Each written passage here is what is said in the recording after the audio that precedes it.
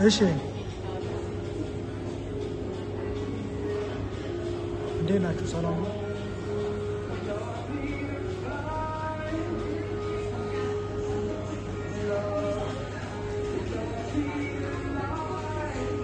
እኔም የምነግራችሁ ማለት ነው።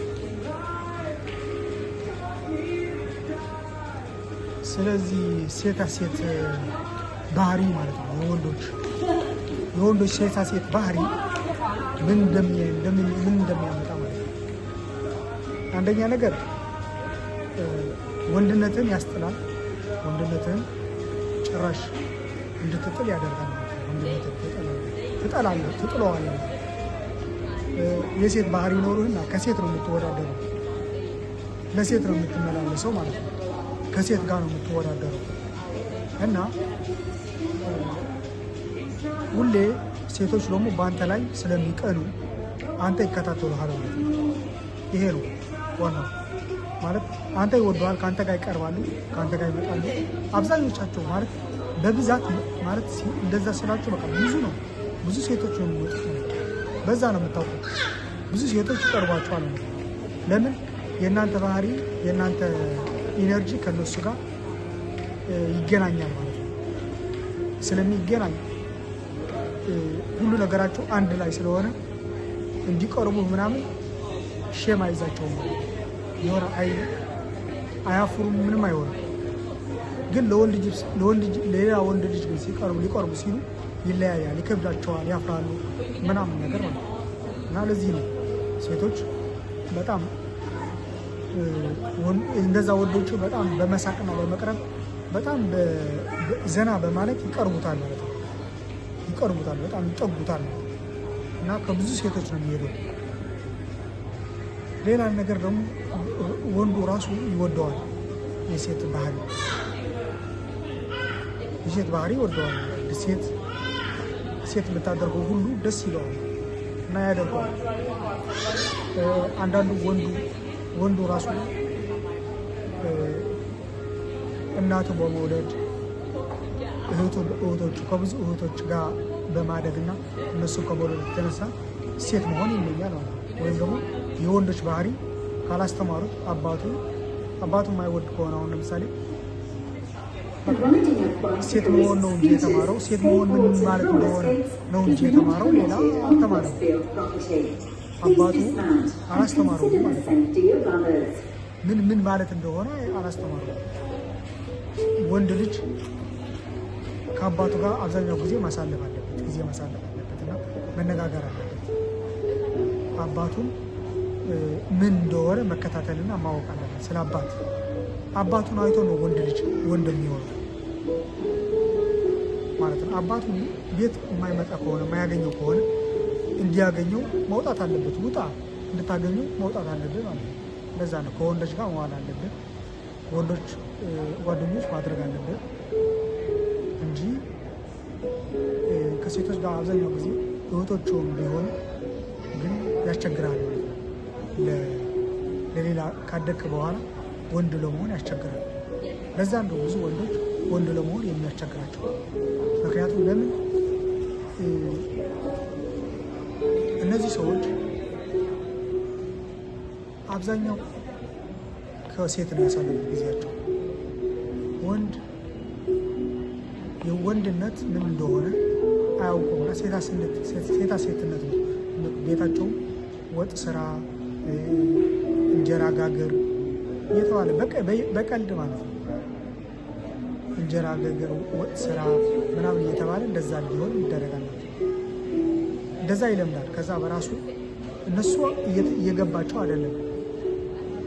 እናቱ ናት ያለችው። እናቱ ደግሞ የእናትነት ነው የምታስተምረው እና አባትነት ምን እንደሆነ ካላስተማረው ያ ልጅ ወንድ አይሆንም፣ ሴት ነው የሚሆነው። ለምን?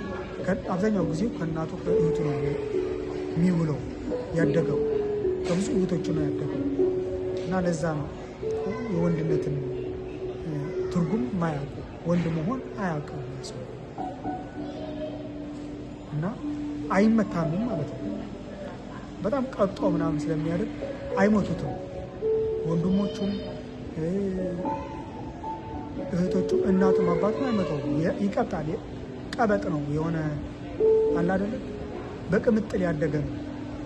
በጣም የተንከባከቡትና ያሉ ስለሚያሳድጉት ካደገ በኋላ ምን ይሆናል? በጣም ችግር የማያውቅ ምንም ጠንካራ ያልሆነ መንፈሱ ጠንካራ የሆነ የልጁ መንፈስ ማለት የልጁ አእምሮ ምናምን በቃ የተነቃቃና እንደወንድ ጠንከር ያለ አይደለም ማለት ነው። ለዛ ነው ወንድ ልጅ ወንድነቱን የሚያጣው፣ ወንድነቱን ያጣ። ምክንያቱም አልጠነከረም። ያ ሰው የሚያጠነክረው የሚመክረው ወንድ ምን ማለት እንደሆነ የሚመክረው የሚነግረው የሚያሳየው የለም። አያይም፣ ራሱም አያይም፣ ራሱም አይመለከትም። ራሱም ወጥቶ በተለያዩ ቦታዎች ወጥቶ በሰፈርም በምን ከወንዶች ጋር ይቀላቀላል። ጓደኛም የለውም፣ ብዙ ጓደኞችም የለውም። ጓደኞች ቢኖሩትም ግን ጓደኞቹ በጣም የሚያጣጥሉትና የሚሰድቡት ከሆነ የሚፈራ ከሆነ ፈሪ ከሆነ ትቷቸው ይሄዳል ማለት ነው። ትቷቸው ከሴቶች ጋር ይጠጋል እና መድፈር ምን ማለት እንደሆነ ማለት በግድብ ከወንዶች ጋር መኖር አለበት። ራሱ ተማምነው ቢፋለሙትም እየተፋለመ ማለት ነው እና ተቀብለው ቤተሰብን ያስተናግዱታል። ፈርቶ ሲመጣ ልጄ ብለው እንዲጠነክርና እሱም እንደ ወንድ እንዲሆን አይመክሩትም። ልጄ ተነካ ብለው ሄደው ይጣላሉ ማለት ነው፣ ልጃቸውን አግዘው እና ለዛ ነው ሰዎች ወንድነታቸውን የሚጥሉ ማለት ነው። ወንድ መሆን ይረሳል፣ አያውቅም፣ በቃ ቴስት አላረገውም፣ አልቀመሰውም፣ ወንድነት አልተማረውም፣ አልቀመሰውም፣ አያውቅም፣ ምንም አያውቅም ስለ ወንድነት እና በዚህ ምክንያት ወንድን ወንድ መሆን ይረሳል ማለት ነው። ወንድ መሆን ይተዋል ማለት ነው። ይተዋል፣ ይረሳዋል። ጭራሽ የወንድነትን ትርጉም አያውቁም በጭራሽ።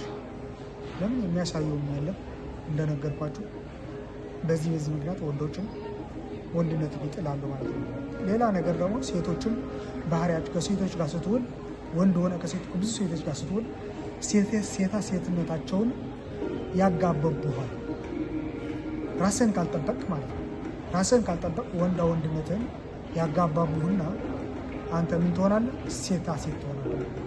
ሴት ትሆናለህ ማለት ነው። በቃ በጣም ሴትንም ትጠላለህ። ሴት ወንድ እንደሚፈልጋት አትፈልጋትም። አንተ እንደ ወንድ ሴትን አትፈልግም። ብዙ ወንዶች ሴት ከሴት ጋር መተኛት፣ ከሴት ጋር ፍቅር መጀመር፣ ጓደኛ የፍቅር ጓደኛ እንድትኖረው የፍቅር ጓደኛ ሴት እንድትኖረው እንደሚፈልግ አንተ አትፈልግም። እንደዛ ማለት ነው። ለዚህ ወንዶች ይሆናሉ፣ ሴቶች ይሆናሉ፣ ሴት ይሆናሉ። በዚህ ምክንያት ወንዶች ሴት ይሆናሉ። ሌላ ነገር ደግሞ የሴቶችን ምክር መስማት፣ እንደዚህ አድርግ ሲሉ መስማት ማለት ነው። ሌላ አይደለም። ሴት እንደዚህ ናት ስላለህ ብቻ ነው የምትሰማው። አንተ እንደዚህ ስታደርግ ነው ደስ የሚለው፣ እንደዛ ስታደርግ ነው ሲሉ እንደዛ ካደረግ እነሱ የራሳቸውን ያጋባባሃል ነው።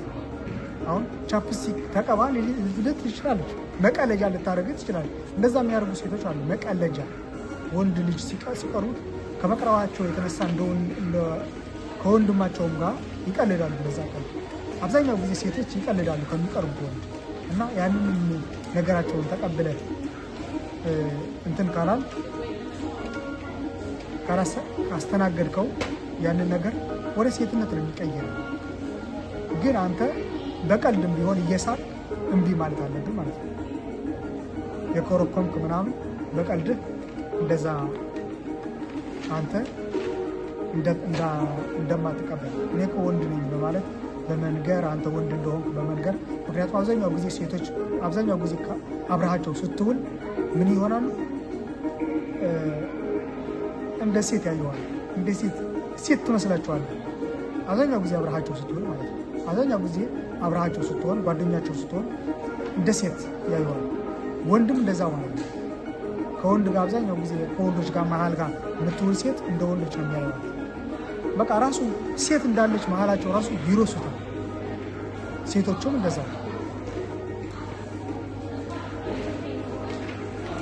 ይህን ይመስላል።